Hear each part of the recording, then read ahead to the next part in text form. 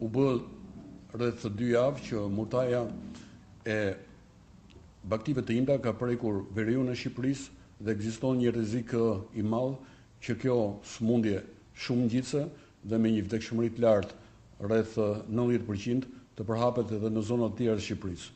Për fat keq vëmë re që strategjia e shtrënjosjes dhe parandalimit të kësaj sëmundje është bazuar vetëm në identifikimin dhe ndalimin e lëvizjes së baktive nga zonat e prekurra. Kjo nuk është e mjaftueshme. Madje kjo nuk përkon as me strategjinë europiane të kontrollit dhe parandalimit të sëmundjes. Duhet patjetër në mënyrë të menjëhershme të sigurohet vaksina për të bërë fillimisht një vaksinim rrethor rreth vatrave të infeksionit dhe pastaj kjo të shtrihet gradualisht në gjithë veriun e Shqipërisë dhe më gjerë pastaj të shtrimit det jugut. Vaksina është një vaksinë shumë e sigurt, krijon një imunitet të qëndrueshëm tek kafshët e vaksinuara, të cilat ata e mbartin për jetë.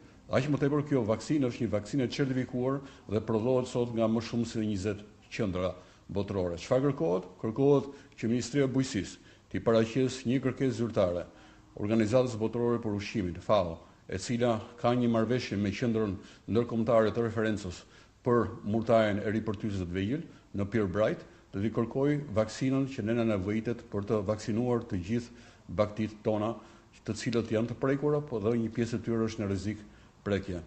Nga ana tjetër, duhet që të njoftohet dhe zyra e Bashkimit Evropian dhe zyra ndërkombëtare e luftimit të epizotive në Paris. Por edhe sikur mos kemi reagim nga këto qendra, që unë jam i sigurt që do të kemi reagim dhe ata do të na ofrojnë gjithë asistencën e duhur, edhe sikur qeveria shqiptare do t'i duhet ta blerë këtë vaksinë në tregun e lirë nga qendrat e autorizuara të referencës, 100 dozë vaksinë kushtojnë vetëm 3 euro.